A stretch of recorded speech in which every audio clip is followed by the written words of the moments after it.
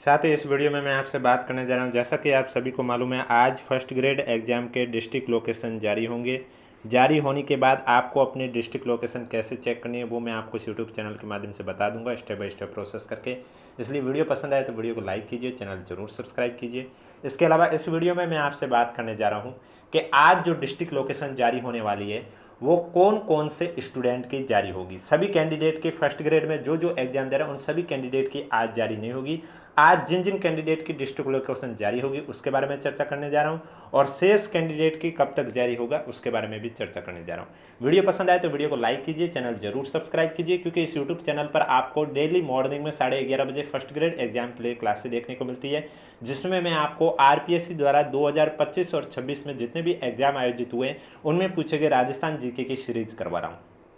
अगर वो अभी तक आपने नहीं देखी है तो प्लेलिस्ट का लिंक नीचे डिस्क्रिप्शन में दे रखा है, और आज डिस्ट्रिक्ट लोकेशन है वो कितने बजे तक जारी हो जाएगी उसके बारे में भी इस वीडियो में मैं चर्चा करने जा रहा हूँ। जारी होने के बाद यानी कि लिंक एक्टिव होने के बाद भी मैं आपको बता दूंगा कि किस तरह से आपको अपनी डिस्ट्रिक्ट लोकेशन चेक करनी है, क्योंकि जब डिस्ट्रिक्ट लोकेशन जारी होती है तो बहुत साथियों के साथ दिक्कत होती है। किसी के नो इन्फॉर्मेशन आता है, किसी के नो रिकॉर्ड फाउंड आ रहा है, किसी के एरर आती है, तरह तरह की दिक्कतें आ जाती है, हर बार होता है आरपीएससी के एग्जाम में। तो उसकी भी सॉल्यूशन मैं आपको इस यूट्यूब चैनल के माध्यम से बता दूंगा, इसलिए चैनल सब्सक्राइब के साथ नोटिफिकेशन भी ऑन रखिए। तो चलिए बात करते हैं। सबसे पहले तो आज जो डिस्ट्रिक्ट लोकेशन जारी होने वाली है वो कौन कौन से स्टूडेंट की होगी।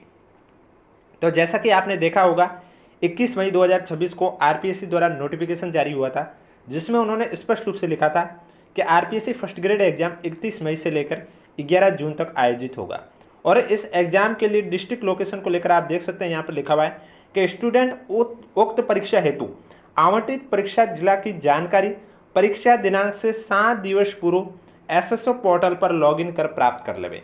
यानी कि डिस्ट्रिक्ट लोकेशन आप एसएसओ आईडी से ही देख सकते हैं। एसएसओ आईडी में अगर अभी तक आपने ओटीआर की बेसिक डिटेल अपडेट नहीं की है तो पहले वो कर लीजिए, क्योंकि उसके बगैर आप डिस्ट्रिक्ट लोकेशन नहीं देख पाओगे। वो भी मैं इस वीडियो में बता दूंगा कि ओटीआर को किस तरह से आपको अपडेट करना है।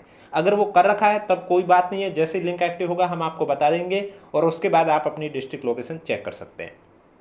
आगे दे रखा है उक्त परीक्षा के प्रवेश पत्र परीक्षा दिनांक से 3 दिवस पूर्व आयोग की वेबसाइट और एसएसओ पोर्टल पर अपलोड किए जाएंगे। देखो, एडमिट कार्ड तो आप आयोग की वेबसाइट से भी देख सकते हैं और एसएसओ आईडी से भी देख सकते हैं, लेकिन जो डिस्ट्रिक्ट लोकेशन है वो आप सिर्फ और सिर्फ एसएसओ पोर्टल से ही देख सकते हैं। कब देख सकते हैं? एग्जाम डेट से 7 दिवस पूर्व। यानी कि आज सभी कैंडिडेट की डिस्ट्रिक्ट लोकेशन जारी नहीं होगी। आज किन किन कैंडिडेट की होगी वो बता रहा हूं, और उसके बाद बताऊंगा ओटीआर कैसे अपडेट करते हैं। तो आप देख सकते हैं यह आरपीएससी द्वारा जारी किया गया परीक्षा शेड्यूल है। इसी के अंतर्गत आप पता कर सकते हैं कि आज जो डिस्ट्रिक्ट लोकेशन है वो किन कैंडिडेट की जारी होगी। अभी आपको मैंने बताया डिस्ट्रिक्ट लोकेशन आपके एग्जाम डेट से 7 दिन पहले। यानी कि आप देख सकते हैं ग्रुप ए में कौन कौन से एग्जाम होंगे।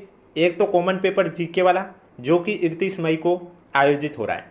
इसके अलावा हिंदी, हिस्ट्री, इंग्लिश, कॉमर्स और केमिस्ट्री, इनकी भी डेट आगे दे रखी है। तो आज जिन कैंडिडेट के फर्स्ट ग्रेड में हिंदी सब्जेक्ट है, हिस्ट्री सब्जेक्ट है, इंग्लिश सब्जेक्ट है, कॉमर्स सब्जेक्ट है और केमिस्ट्री सब्जेक्ट है, उनकी डिस्ट्रिक्ट लोकेशन आज जारी हो रही है। तो आप देख सकते हैं इनका जो पेपर 31 मई को है, यानी कि 7 दिन पहले डिस्ट्रिक्ट लोकेशन जारी होगी, और आज आप देख सकते हैं 24 मई है। तो आज इन कैंडिडेट की डिस्ट्रिक्ट लोकेशन आएगी। किन कैंडिडेट की? जिनके हिंदी, हिस्ट्री, इंग्लिश, कॉमर्स और केमिस्ट्री सब्जेक्ट है।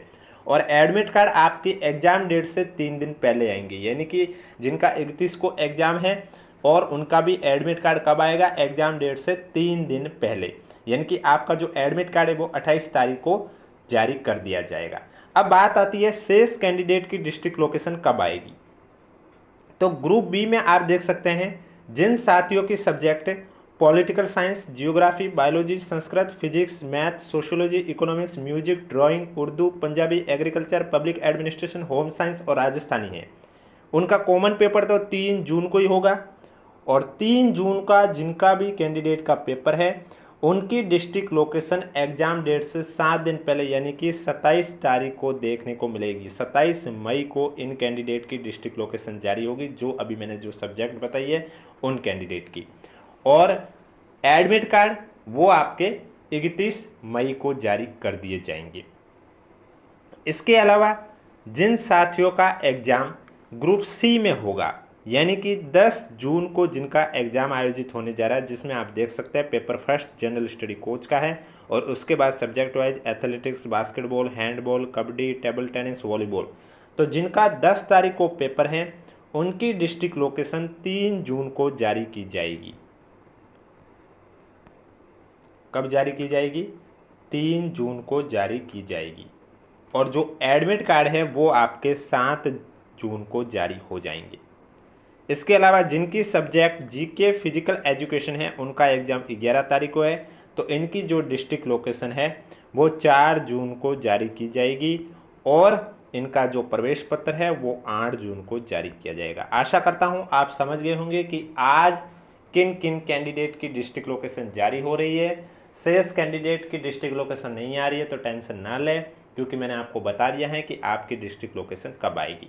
लेकिन डिस्ट्रिक्ट लोकेशन में अगर आपने एसएसओ आईडी में अपना ओटीआर अपडेट नहीं किया तो वो आपको पहले करना कंपलसरी होगा, अन्यथा आप अपनी डिस्ट्रिक्ट लोकेशन चेक नहीं कर पाओगे। डिस्ट्रिक्ट लोकेशन आपका आरपीएससी का रूल होता है, मॉर्निंग में 8-9 बजे के आसपास आपका डिस्ट्रिक्ट लोकेशन जारी हो जाता है। यानी कि आज आपके मॉर्निंग में जारी हो जाएगा डिस्ट्रिक्ट लोकेशन। जिन साथियों का एग्ज़ाम 31 तारीख को है उन सभी साथियों की आज डिस्ट्रिक्ट लोकेशन यानी कि ग्रुप ए वालों की डिस्ट्रिक्ट लोकेशन आज जारी कर दी जाएगी। अब मैं आपको बताने जा रहा हूं कि ओटीआर को पहले आपने अगर अपडेट नहीं किया तो वो करना होगा, उसके बगैर आप डिस्ट्रिक्ट लोकेशन चेक नहीं कर पाओगे। तो ओटीआर को कैसे अपडेट करना है एसएसओ आईडी पर, उसके लिए सबसे पहले आपको एसएसओ आईडी लॉगिन करनी होगी। एसएसओ आईडी डालनी है, पासवर्ड डालने हैं और कैप्चा कोड डालना है। जैसे कि यहाँ पर लिखा हुआ 765983, उसी तरह आपके भी जो कैप्चा कोड लिखे हुए वो आपको यहाँ पर लिखने होंगे। इसके बाद आपको लॉगिन कर देना है। अगर आप अपने एसएसओ आईडी भूल गए हैं तो कोई बात नहीं, यहाँ पर I forgot my SSO ID के आगे क्लिक करके आप अपने एसएसओ आईडी रिकवर कर सकते हैं। या फिर आप अपने एसएसओ आईडी के पासवर्ड भूल गए तो भी कोई बात नहीं, यहाँ पर क्लिक करके आप अपने पासवर्ड भी रिकवर कर सकते हैं। जैसे ही एसएसओ आईडी लॉगिन होगी आपके सामने एक ऑप्शन आएगा रिक्रूटमेंट पोर्टल का। अगर ये ऑप्शन शो नहीं हो रहा है, यहाँ पर सर्च का ऑप्शन है, सर्च भी कर सकते हैं रिक्रूटमेंट पोर्टल। और ये सत्यमेव जयते लोगो वाला आएगा, इस पर आपको क्लिक करना होगा। इस पर जैसे ही क्लिक करोगे, अगर आपने ओटीआर अपडेट नहीं किया तो डायरेक्ट आपका 1 से 2 सेकंड के लिए आपका जो एसएसओ आईडी का ओटीआर प्रोफाइल है वो ओपन होगा। उसके बाद जस्ट साइड से पेज ओपन होगा जिसमें आपको यहाँ पर पूछा जाएगा एडिट डिटेल। तो यहाँ पर आपको अपनी बेसिक डिटेल अपडेट करनी होगी, उसके बगैर आप डिस्ट्रिक्ट लोकेशन चेक नहीं कर पाओगे, क्योंकि उसके बगैर आप आगे बढ़ भी नहीं पाओगे। तो इसमें सबसे पहले आपको क्या करना होगा, आपको अपना नाम हिंदी में लिखना होगा, कैंडिडेट नेम इन हिंदी। जो आपके डॉक्यूमेंट में नाम है वही नाम आपको यहाँ पर लिखना है, लेकिन हिंदी में लिखना है। उसके बाद फादर्स नेम इन हिंदी, यानी कि जो डॉक्यूमेंट में आपके पिता का नाम लिखा हुआ है तो वही सेम नाम आपको यहाँ पर हिंदी में लिखना है। उसके बाद आपको अपनी माता का नाम लिखना है इंग्लिश में और फिर माता का नाम हिंदी में लिखना है। जो डॉक्यूमेंट में नाम लिखे हुए वही आपको यहाँ पर लिखने हैं। इसके बाद आप अपने व्हाट्सअप नंबर लिख सकते हैं लिखना चाहते हैं तो। बाकी जहाँ पर रेड मार्क कर रखा है, जैसे कि यहाँ पर रेड मार्क है, यहाँ पर रेड मार्क है, उन पर लिखना कंपलसरी है। इसके बाद विजिबल बॉडी मार्क्स, यानी कि आपके बॉडी के ऊपर ऐसा कोई मार्क जिससे आपकी पहचान की जा सके, वो आपको यहाँ पर लिखना है। इसके बाद आपको यहाँ पर मैरिज स्टेटस लिखना है। अगर आप मैरिड पर लिखोगे तो आपको अपने जीवन साथी का नाम लिखना होगा, आपकी मैरिड डेट लिखनी होगी। अगर अनमैरिड लिखोगे तो फिर आगे बढ़ना है। आगे फिर यहाँ बच्चों की संख्या पूछी जाएगी 1/6/2002 से पहले और बाद में, यानी कि 1/6/2002 से पहले बच्चों की संख्या यहाँ लिखनी है और 1/6/2002 के बाद आपके बच्चों की संख्या यहाँ लिखनी है और यहाँ पर ऑटोमेटिक टोटल नंबर आ जाएगा। इसके बाद जो भी आपका रिलीजन है वो आपको यहाँ पर सेलेक्ट करना होगा। रिलीजन सेलेक्ट करने के बाद आपको यहाँ परमानेंट एड्रेस लिखना है। Address line first, second, third column है। आपका जितना भी एड्रेस है वो आप यहाँ तीनों में भी लिख सकते हैं या कॉलम फर्स्ट में भी कंप्लीट कर सकते हैं। इसके बाद आपकी सिटी कौन सी है, आप कौन से शहर में रहते हैं वो आपको यहाँ पर लिखना है। अगर आप किसी गांव में रहते हैं तो आप उस गांव का नाम लिख सकते हैं, या फिर वो गांव जिस शहर में आता है, जिस ज़िले में आता है वो ज़िले का नाम लिख सकते हैं। इसके बाद यहाँ पर आपको स्टेट सेलेक्ट करना होगा, आप कौन से स्टेट से। इसके बाद यहाँ आपको डिस्ट्रिक्ट सेलेक्ट करनी होगी। तो यहाँ पर आपको डिस्ट्रिक्ट ही सेलेक्ट करनी है। तो यहाँ पर सिटी में आप अपना अगर कोई गांव में रह रहा है तो वो गांव का नाम लिख सकता है। इसके बाद आपके ज़िले के पिन कोड क्या हैं वो पिन कोड आपको लिखने हैं। इसके बाद क्या आप टीएसपी से हैं, अगर है तो नो और यस, और नहीं है तो नो। इसके बाद नेशनलिटी, और आपका स्टेट आ जाएगा। फिर वापस से पूछा जाएगा आपकी डिस्ट्रिक्ट कौन सी है, वो आपको सेलेक्ट करनी है। अगर आप स्पेशल कैटेगरी से हैं तो यस कीजिए, अन्यथा नो कीजिए। इसके बाद आपको यहाँ पर एक डॉक्यूमेंट अपलोड करना होगा, left thumb impression. Left thumb impression upload करते समय आपको दो बात का ख्याल रखना है। पहली कि इसका फॉर्मेट है वो JPEG में ही डालना है, तभी आपका अलाउ होगा। और दूसरा उसकी साइज़ है वो 20 से लेकर 50 KB के अंदर होनी चाहिए। 20 KB से कम नहीं होनी चाहिए, 50 KB से ज़्यादा नहीं होनी चाहिए। 20 से ज़्यादा होनी चाहिए, 50 से कम होनी चाहिए, इस रेंज में होनी चाहिए, तभी आपका लेफ्ट थंब अपलोड होगा। उसके बाद आपको कर देना है सबमिट, और उसके बाद आगे का प्रोसेस आप चेक कर सकते हैं, यानी कि डिस्ट्रिक्ट लोकेशन चेक कर सकते हैं।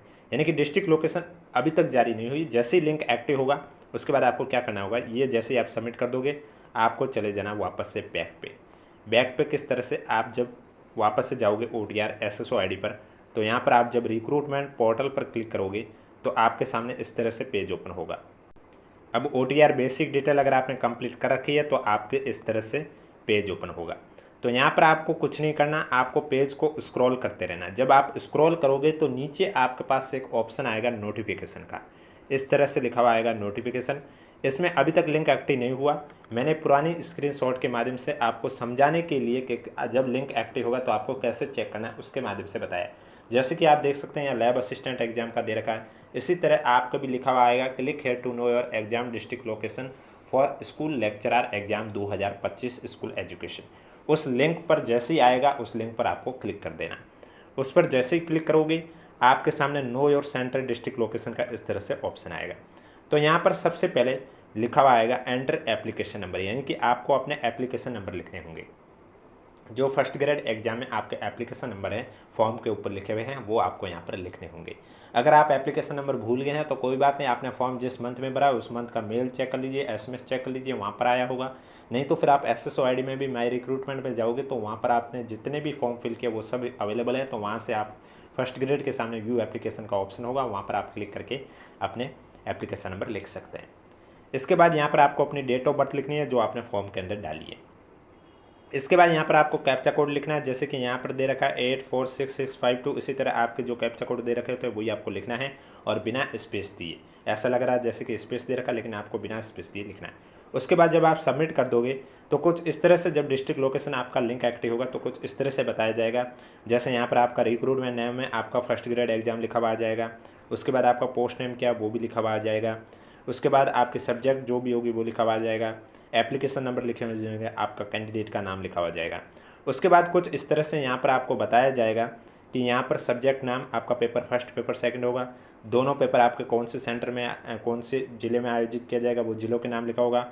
उसके बाद एग्ज़ाम डेट और कौन सी शिफ्ट में वो टाइम लिखा हुआ होगा और एग्ज़ाम की तारीख लिखी होगी। तो इस तरह से जब लिंक एक्टिव होगा आप अपनी डिस्ट्रिक्ट लोकेशन चेक कर सकते हैं। वीडियो पसंद आए तो वीडियो को लाइक कीजिए, चैनल जरूर सब्सक्राइब कीजिए। इसके अलावा कोई भी डाउट हो तो नीचे कमेंट बॉक्स पूछिए।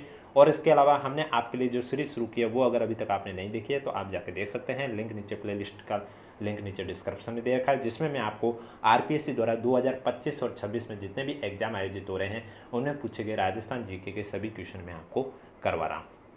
और इसके अलावा अगर अभी तक आपने हमारा टेलीग्राम चैनल ज्वाइन नहीं किया है तो लिंक नीचे डिस्क्रिप्शन में दे रखा है, आप जाके ज्वाइन कर सकते हैं। अब किसी भी साथी को कोई भी डाउट है तो नीचे कमेंट बॉक्स में जरूर पूछिए। मैं फिर से कह रहा हूँ, OTR अगर आपने अपडेट नहीं किया है तो पहले अपना OTR अपडेट जरूर कर लीजिए, क्योंकि OTR की बेसिक डिटेल जब तक आप अपडेट नहीं करोगे तब तक आप डिस्ट्रिक्ट लोकेशन तक नहीं पहुंच पाओगे।